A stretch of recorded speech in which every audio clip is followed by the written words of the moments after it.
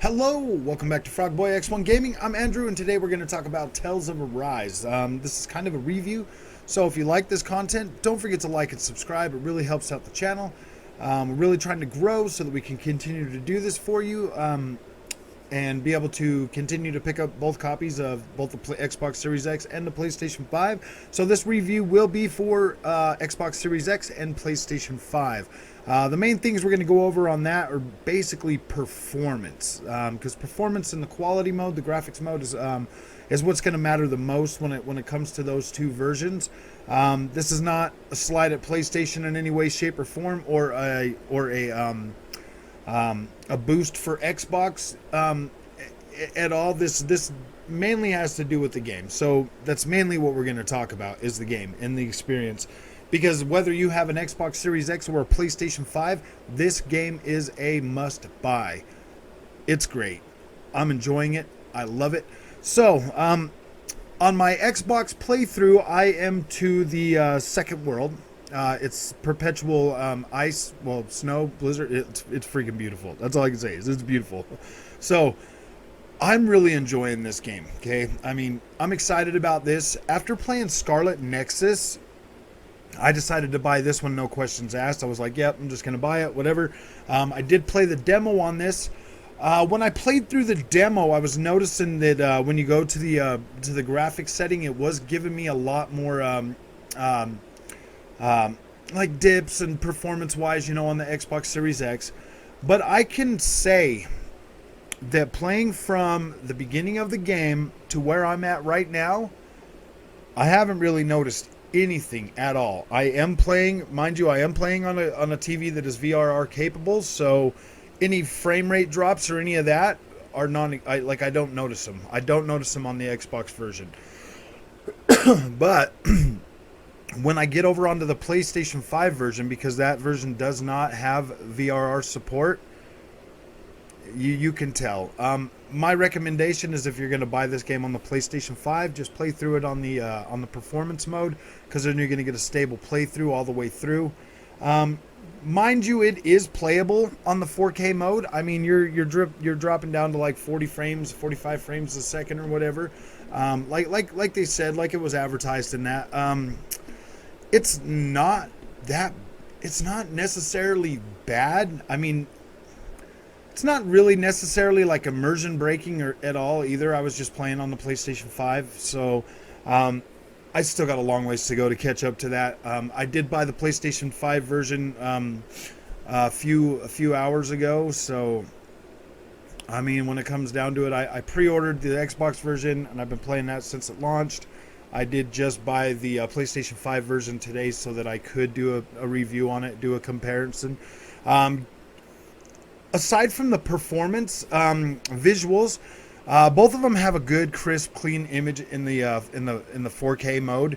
Although, as with every game that comes out that's on Xbox Series X and PlayStation 5, the colors just never look the same. I mean, the PlayStation 5 version does look good.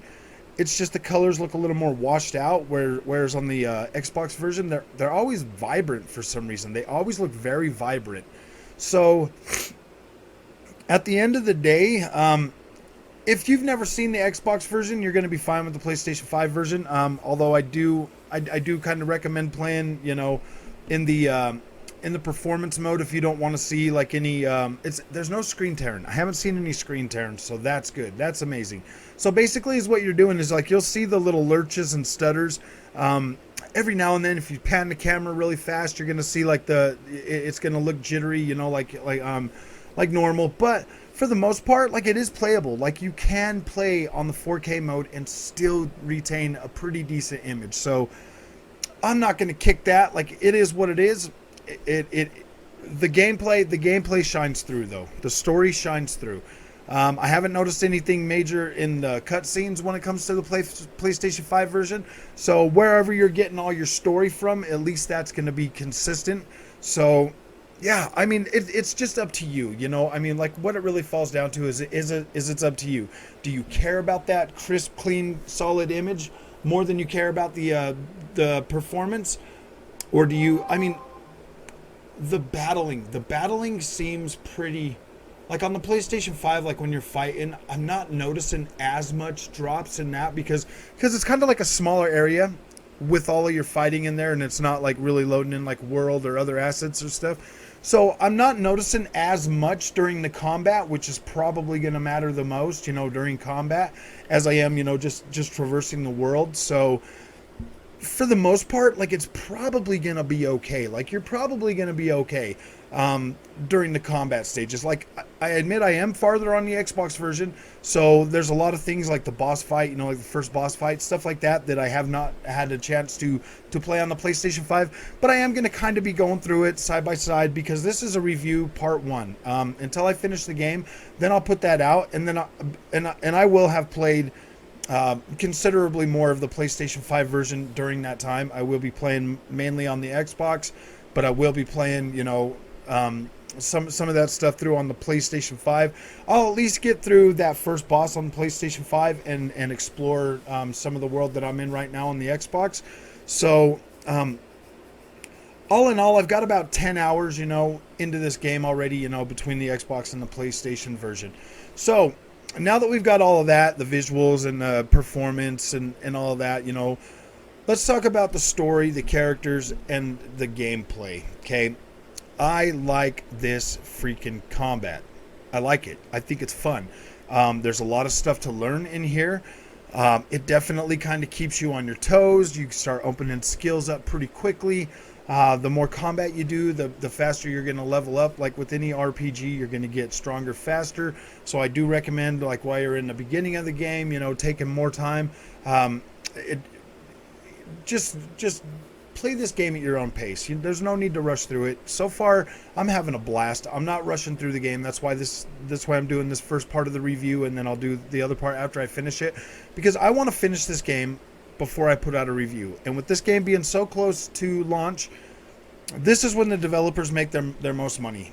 I'm 100% behind this game. Like, I think it's great. If you are on the fence about picking this up, don't be. These guys deserve the money. This game is great. It's pretty polished. It's fantastic. I'm loving the story. I'm loving the characters. I'm not going to tell you anything about the story. You're just going to have to play through that and discover all that on your own. That's usually the way I like to play games. I like to discover these things on my own, so I don't want to be here to spoil things for you. But when it comes down to it, after playing Scarlet Nexus and now this, like, my faith in JRPGs has been renewed. Like, I'm actually looking forward to more of them, to tell you the truth. I had stopped playing these, you know, during the Dreamcast, PlayStation 2 era. I just kind of moved away from them, and the only ones I really played moving forward were like the Final Fantasies. Actually, and maybe like a couple other and few other ones, like very, very few, like very rarely. Normally it was the characters that would like kind of like turn me off to it, like they were all angsty teen or whatever, and that just didn't really sit well with me.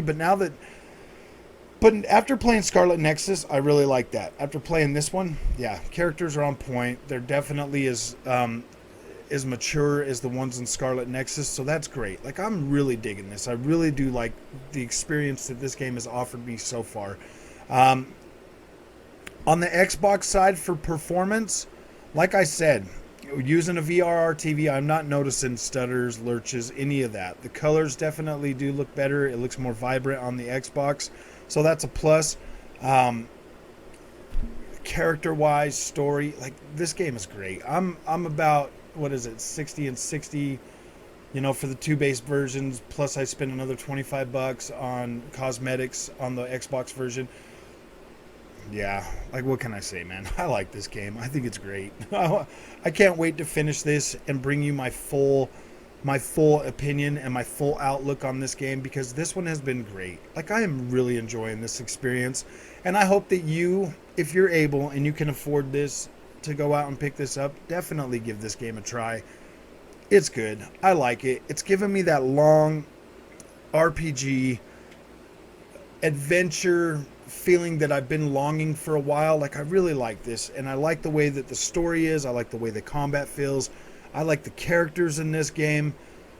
They build on each other so well that it's just a must play experience. And I hope that you take the time to check this out. And if you like this content, don't forget to like, don't forget to subscribe. It really helps out, and I want to be able to continue to bring this to you. So yeah, let's be there for each other. You have a good day, man. I'll see you guys in the next one. Thanks.